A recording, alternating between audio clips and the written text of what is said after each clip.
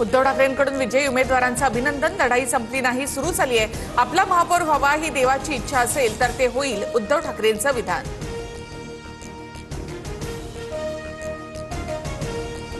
देवाच्या म्हणजे माझ्या मनात असं ठाकरेंना म्हणायचंय का? फडणवीसांनी डिवचलं. तर महायुतीचा महापौर होण्याबाबत देवानेच ठरवल्याचंही भाष्य.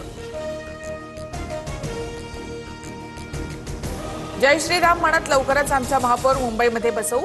ठाकरे सीएम असताना आयुक्तांना फोन करून आमचं घर तोडायला सांगायचे, नितेश राणे यांचा आरोप.